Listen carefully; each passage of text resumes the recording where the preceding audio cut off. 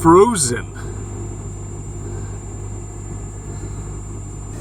The condensation on the windows inside my car is frozen. I'm in New Orleans. It's 27 degrees outside. It's not supposed to be this cold here. This is not normal. This is not normal. Should I use an ice scraper on the inside of the windshield?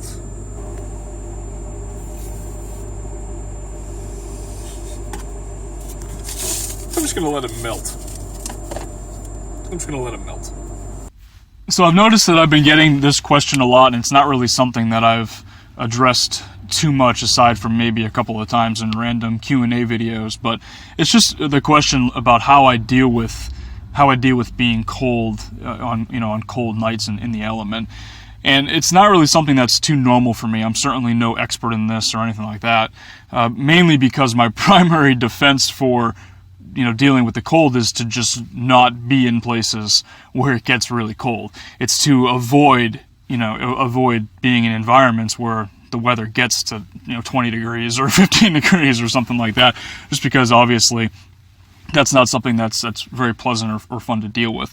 And I mentioned this in my staying cool in the van in the summer video, but what's really great about van life is that I can just kind of pick up and travel with the weather, whenever I need to, or with the climate. So if it gets really cold in a place, I can just go to a place that's warmer, to the south. And that's a big part of it. So I wouldn't be caught in the upper Midwest or something like that in the middle of the winter time, simply because I don't have to. I can travel and I can plan accordingly with how the weather's going to be, and I can move. When I was in North Dakota in October, it was starting to get really cold, and I drove south. So that's my primary defense for staying warm in the wintertime. Basically, though, there's going to be a couple of nights where it gets really cold, and it's just abnormally cold. Record-setting temperatures, record-setting lows, things like that, like it was last night and will be tonight here in New Orleans. And the way that I deal with those nights is primarily just to bundle up. It's to wear my hat like this. I got my nice knit hat, and I'll wear various layers on here. So I got my North Face jacket, then I have another jacket on underneath, and then I have a shirt on under that. And then I wear my PJ pants, and I also have some wool socks, which I'll wear. Last night I forgot to wear those socks, and coincidentally my feet are now still freezing after waking up, but I'll remember tonight to wear those wool socks for sure. And that's pretty much it. I have a sleeping bag. It's not a fancy sleeping bag. It's just a summer sleeping bag. I believe it's rated for 50 degrees, which ends up being a little bit cold. Last night, though, I woke up in the middle of the night and I was a little cold. Like, my lower body tends to get a little cold, and part of that is just because of that sleeping bag. I had a sleeping bag that was a 40 degree rated one before this one, and it was a lot warmer. I never really had that issue, so I think I just need to get a sleeping bag that's a little bit warmer. But it's a $10 cheap sleeping bag that I got from Walmart. It's nothing fancy or anything like that. You can definitely get better sleeping bags than this one here.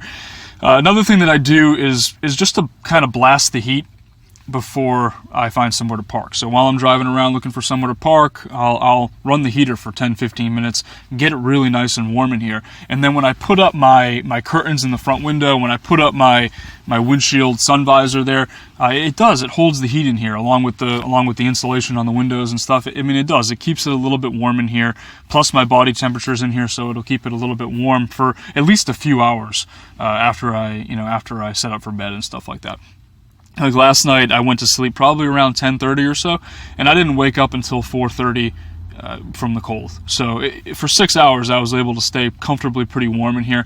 And then I woke up, and like I said, my lower body was getting a little cold. Like I said, partially because my sleeping bag is just not rated for this sort of weather, and also because I forgot to wear those socks. But I did wake up, and then I just ended up falling back to sleep, and I slept for a few more hours, and I was fine. I just had to curl up a little bit into a ball, and you stay warm eventually. It's not that cold. It's definitely manageable.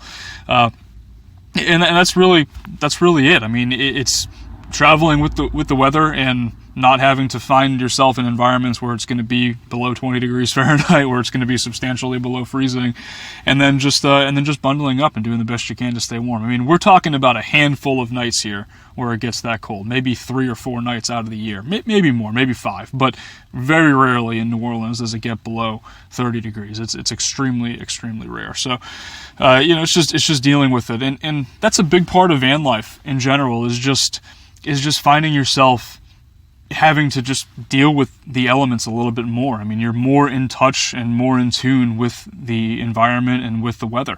When it rains, it's raining. You can't, you're not going to miss that. It's loud. I think I mentioned this in a previous video that I really enjoy it. I find it to be soothing, but a lot of folks don't think it's soothing. They say it's very loud, and they have a really hard time sleeping when it's raining really hard.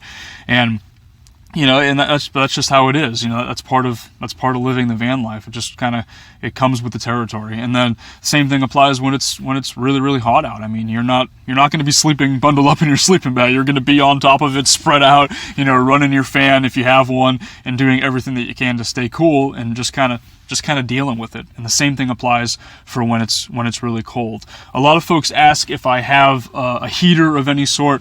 I do not. And part of that is obviously because I just travel with the cold, and for the 5 nights out of the year, for me, I don't see it worth it, to have like a Mr. Buddy heater.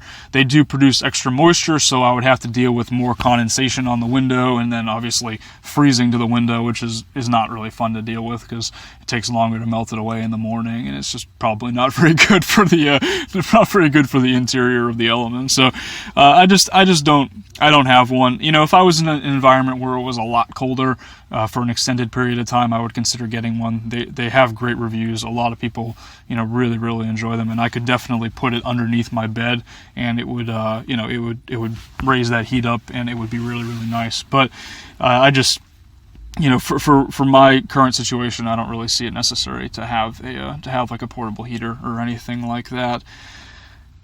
I think that pretty much sums it up, guys. I just, a lot of people ask this question, so I figured now is, like I said, as good a time as any to address it.